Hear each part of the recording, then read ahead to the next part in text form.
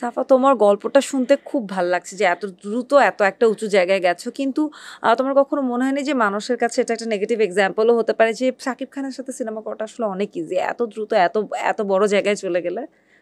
না, এই জায়গা থেকে আমি বলবো যে এটা তো আমি অবশ্যই বিশ্বাস করি যে এটা আমার লাক ছিল। ইভেন আমার ভিসাও ছিল, এটাও একটা বড় কথা। ইন্ডিয়ার ভিসা আগে থেকে ছিল? হ্যাঁ, আমার ভিসাও ছিল। যদি অ্যাট এ টাইমে যদি আমার ভিসাও না থাকতো, আমি কিন্তু ওই শর্ট টাইমে ভিসা করতে পারতাম না। সো সব কিছু মিলেই আমার মনে হচ্ছে যে আমি অনেক লাকি, আমার লাকটাই আমাকে প্রেফার করেছে। যখন সিনেমার কথা বাসা যায়, একটা তো ফটোশুট করছো, মডেলিং, স্টিল পিকচার কিংবা বিজ্ঞাপন, টোটাল ডিফারেন্ট জোন, কিন্তু যখন সিনেমার কথা জানালে বড় পর্দা দেশের বাইরে শুটিং করতে যেতে হবে, তখন আসলে ফ্যামিলি থেকে কি রিঅ্যাকশন ছিল?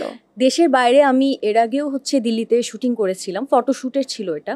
ওইটা অন্য একটা জুয়েলারি ব্র্যান্ডের ছিল, জরওয়া হাউস। সো ওইটার শ্যুটও হচ্ছে আমি দিল্লিতে গিয়েই করেছি। তখন হচ্ছে নুসরাত ফারিয়া আপু ছিল আমাদের সাথে।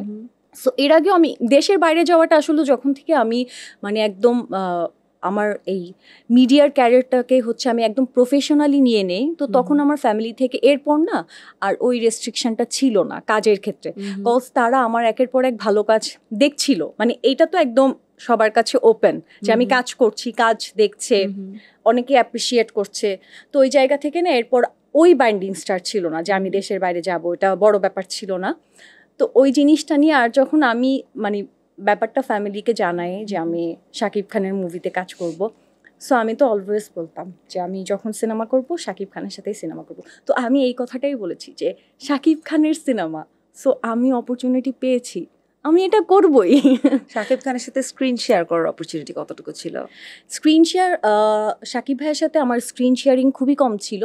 কজ হচ্ছে আমাদের যেহেতু দরদে দুইটা কাপল ক্যারেক্টার ছিল, লাইক হচ্ছে শাকিব ভাইয়ার সাথে সোনাল চৌহান আর হচ্ছে আমার সাথে হচ্ছে রাহুল দেবের। সো এরকম দুইটা কেমিস্ট্রির ক্যারেক্টার ছিল। রাহুল দেবের কাজ আগে দেখে গিয়েছিলে? হ্যাঁ, অবশ্যই।